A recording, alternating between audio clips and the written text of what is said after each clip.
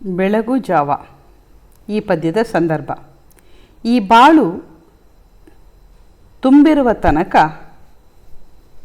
ತುಂಬಿ ಕುಡಿಯಬೇಕು.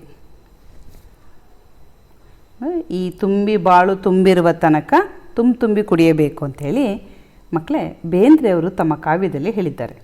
ಈ ವಾಕ್ಯವನ್ನು ಅಂಬಿಕಾತನಯ ದತ್ತ ಎಂಬ ಕಾವ್ಯನಾಮದಿಂದ ಪ್ರಸಿದ್ಧರಾದ ದತ್ತಾತ್ರೇಯ ರಾಮಚಂದ್ರ ಬೇಂದ್ರೆ ಅವರ ವಿನಯ ಎಂಬ ಕವನ ಸಂಕಲನದ ಬೆಳಗುಜಾವ ಪದ್ಯದಿಂದ ಆರಿಸಲಾಗಿದೆ. ಬದುಕು ಅತ್ಯಂತ ಸುಂದರವಾಗಿದೆ. ಇದನ್ನು ವ್ಯರ್ಥ ಕಾಲಹರಣ ಮಾಡಬೇಡಿ. ನಿದ್ದೆಯಲ್ಲಿ ಬದುಕನ್ನು ಕಳೆಯಬೇಡಿ.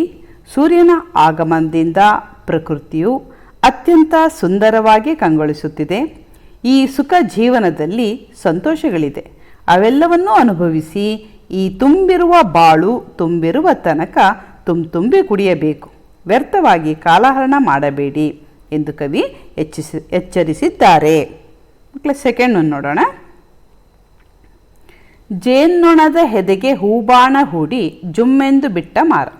ಈ ವಾಕ್ಯವನ್ನು ಅಂಬಿಕಾತನಯ ದತ್ತ ಎಂಬ ಕಾವ್ಯನಾಮದಿಂದ ಪ್ರಸಿದ್ಧರಾದ ದತ್ತಾತ್ರೇಯ ರಾಮಚಂದ್ರ ಬೇಂದ್ರೆ ಅವರ ವಿನಯ ಎಂಬ ಕವನ ಸಂಕಲನದ ಬೆಳಗುಜಾವ ಪದ್ಯದಿಂದ ಆರಿಸಿಕೊಳ್ಳಲಾಗಿದೆ.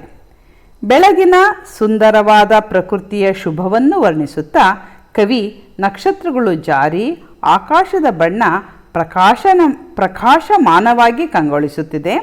ಜೇನುನೊಣದ ಹೆದೆಗೆ ಮನ್ಮಥನು ಹೂಬಾಣವನ್ನು ಹೂಡಿ ಜುಮ್ ಎಂದು ಬಿಟ್ಟಂತೆ ದುಂಬಿಗಳು ಹಾರಾಡುತ್ತಾ ಹೂವಿನ ಮಕರಂದವನ್ನು ಹೀರುತ್ತಿದೆ ಎಂದು ಕವಿ ಸೂರ್ಯೋದಯದ ವರ್ಣನೆಯನ್ನು ಅತ್ಯಂತ ಸೊಗಸಾಗಿ ವರ್ಣಿಸಿದ್ದಾರೆ. ಪ್ರಶ್ನೆ 3 ಮಕ್ಕಳೇ. ಜೀವನದ ನದಿಗೆ ಸೆಳವಿಹುದು. ಈ ವಾಕ್ಯವನ್ನು ಅಂಬಿಕಾತನಯ ದತ್ತ ಎಂಬ ಕಾವ್ಯನಾಮದಿಂದ ಪ್ರಸಿದ್ಧರಾದ ದತ್ತಾತ್ರೇಯ ರಾಮಚಂದ್ರ ಬೇಂದ್ರೆ ಅವರ ವಿನಯ ಎಂಬ ಕವನ ಸಂಕಲನದ ಬೆಳಗುಜಾವ ಪದ್ಯದಿಂದ ಆರಿಸಿಕೊಳ್ಳಲಾಗಿದೆ. ನಮ್ಮ ಜೀವನ ಎನ್ನುವುದು ಒಂದು ನದಿ ಇದ್ದಂತೆ. ಈ ನದಿಯಲ್ಲಿ ಅನೇಕ ಸೆಳವುಗಳು ಸುಳಿಗಳು ಇವೆ. ಅವು ನಮ್ಮನ್ನು ಎಲ್ಲಿಗೆ ಕರೆದೊಯ್ಯುತ್ತದೆ ಎಂದು ಹೇಳುವುದು ಕಷ್ಟ.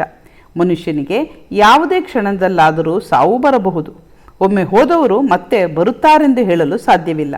ಆದುದರಿಂದ ನಾವು ಬದುಕಿನಲ್ಲಿ ಸೋಂಬೇರಿಗಳಾಗದೆ ಕರ್ತವ್ಯಪರರಾಗಬೇಕೆಂದು ಕವಿ ಎಚ್ಚರಿಸಿದ್ದಾರೆ. ಪ್ರಶ್ನೆ 4.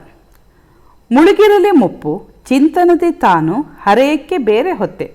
ಈ ವಾಕ್ಯವನ್ನು ಅಂಬಿಕಾತನಯ ದತ್ತ ಎಂಬ ಕಾವ್ಯನಾಮದಿಂದ ಪ್ರಸಿದ್ಧರಾದ ದತ್ತಾತ್ರೇಯ ರಾಮಚಂದ್ರ ಬೇಂದ್ರೆ ಅವರ ವಿನಯ ಎಂಬ ಕವನ ಸಂಕಲನದ ಬೆಳಗುಜಾವ ಪದ್ಯದಿಂದ ಆರಿಸಲಾಗಿದೆ.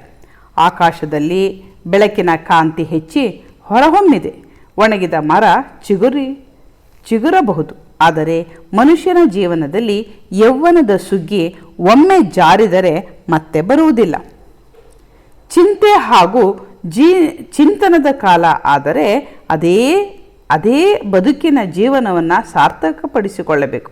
ಎಳೆಯರು ಜಾಗೃತರಾಗಿ ಚೈತನ್ಯದ ಚಿಲುಮೆಗಳಾಗಿ ಬದುಕನ್ನು ಸಾರ್ಥಕಪಡಿಸಿಕೊಳ್ಳಬೇಕೆಂದು ಎಂಬುದೇ ಕವಿಯ ಆಶಯ. ಅರ್ಥ ಆಯ್ತಲ್ಲ ಮಕ್ಕಳೇ?